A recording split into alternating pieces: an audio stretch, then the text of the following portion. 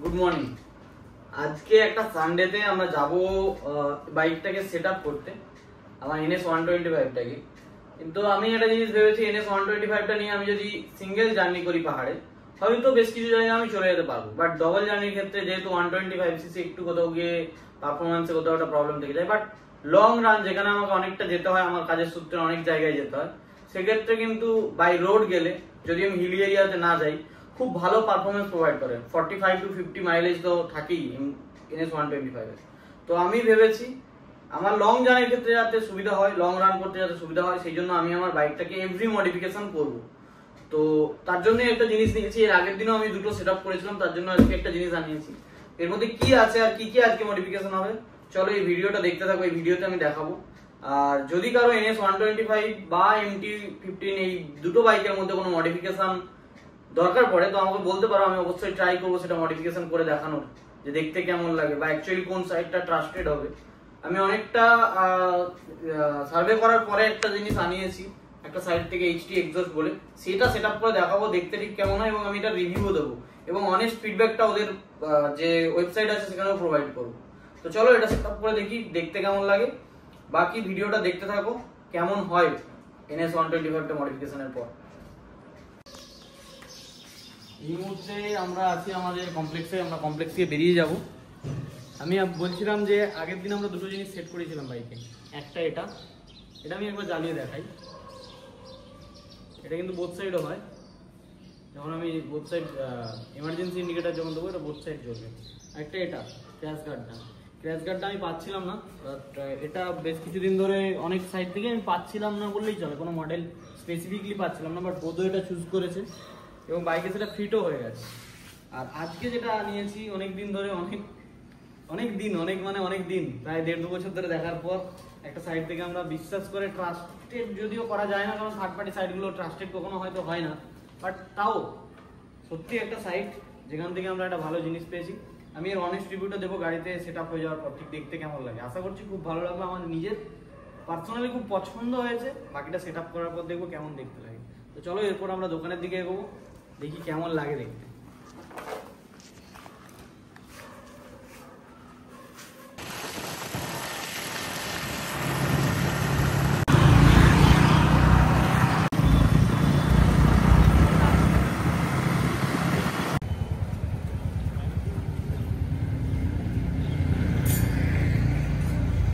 গাড়ি হাত দিলে ও সেদিনে ট্রান্সফার একদম স্লিপরি আসছো,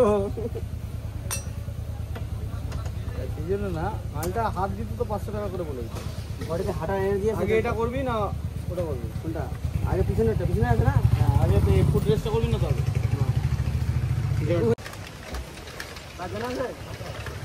কিছু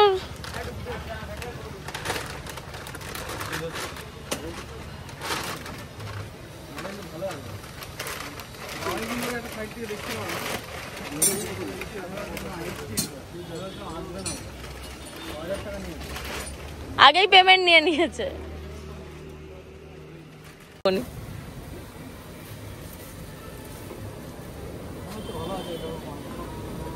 ওজন দেখে বলবো, ওজন দেখে বলবো। এটা কোথায় লাগা? উফ, এবার থেকে আমি শান্তিতে বসবো।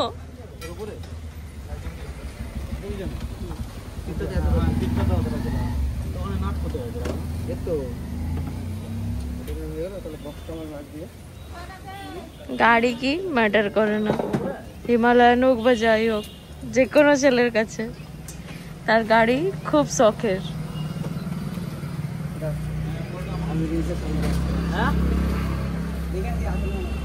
তুমি হ্যাপি? কতক্ষণে আসবি তুই? ওই HT এক্সস্ট কে খুঁজেছিল? HT এক্সস্টের টপ রেক, এটা হচ্ছে ব্যাক সিট। এই শুধু জিনিসটা অ্যাড করার জন্য 1000 টাকা প্রাইসটা বেড়েছে। পুরো টোটাল সেটআপটা তোমার স্যাডেল আর টপ রেক এটা ছাড়া নিলে 5000, এটা সহ নিলে 6000 টাকা। এই পিলিয়ন রাইডারের জন্য এটা শুধু নেওয়া হয়েছে। এখানেও আমাকে কথা শুনিয়ে দিল। দেখা যাক এটা কেমন হয়। এখন গেছে টপ বক্সের খোঁজে। টপ বক্স যদি অনলাইনে অর্ডার করা ছিল, বাট আসেনি, অন্তত গেছে। এখন টপ বক্সের খোঁজে যদি পাই তাহলে পুরোটা সেট আপ করি, কেমন হয় তারপর দেখাচ্ছি। কি করছে মালটা ওর উপরে উঠে গিয়ে ওটাকে সাইড থেকে বাজাচ্ছে।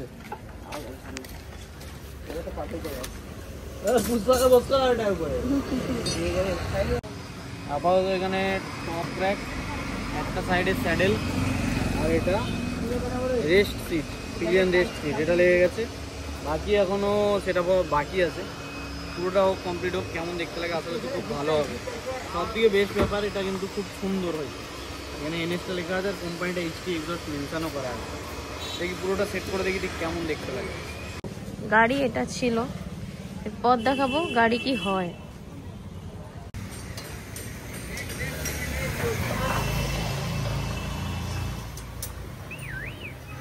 তো ফাইনালি NS 125 আমাদের স্যাডেল স্টে, পুরো full setup with back rest. এই যে ব্যাক রেস্ট পিলিয়ন রাইডারের জন্য, এই যে আমাদের বোধ পিলিয়ন রাইডারের জন্য হয়েছে, আর সাথে ফুট রেস্টটাও নেওয়া হয়েছিল। বাট প্রবলেম এটা, অবভিয়াসলি এটার কোয়ালিটি অনেক ভালো, ফুট রেস্টারও কোয়ালিটি, প্রথমে আমি ফুট রেস্টটা নিয়ে বলছি, এটার কোয়ালিটি খুবই ভালো। বাট যেহেতু আমরা এটা সেট করছি, এখানে একটা নাট এটার সাথে ফিট করা যাচ্ছে না, দ্যাটস ওয়াই এটার উপর এখন ভর দেওয়া যাবে না। বাট আমি যেখান থেকে কাজ করাই গাড়ি, ও বলেছে আজকে যেহেতু সানডে, আজকে ওয়েল্ডিং দোকানগুলো সব বন্ধ আছে, ও বলেছে এটা ওয়েল্ডিং করে এখান থেকে একটা ক্লাম দিয়ে একটা এক্সট্রা নাট করে দেবে, তখন এটাও একদম পারফেক্ট হয়ে যাবে। তো এটা এমনিতে পারফেক্ট, যেহেতু আমি এটার সাথে ফিট করাচ্ছি তাই একটু প্রবলেম এই মুহূর্তে রয়েছে, বাট এটা পারফেক্ট করে দেওয়া যাবে। আর এটা কোনো কথা হবে না, বলে না একদম যে সবুরে ফল মিঠা হয়, অনেক প্রতীক্ষার পর, অনেক খোঁজ খবর নিয়ে বোধ খুঁজেছে, এটা সত্যি টু গুড এবং কোয়ালিটি টু গুড। যে কাজ করছিল ও আবার রিভিউ দেওয়ার জন্য এটার উপর উঠে বসেছিল, খুব সুন্দর। জাস্ট টপ বক্সটা আছে বাকি আছে, টপ বক্সটা খুব সুন্দর ফিট হবে, অনেকটা স্পেস আছে, ইভেন ব্যাগও বাঁধা যাবে এটাতে।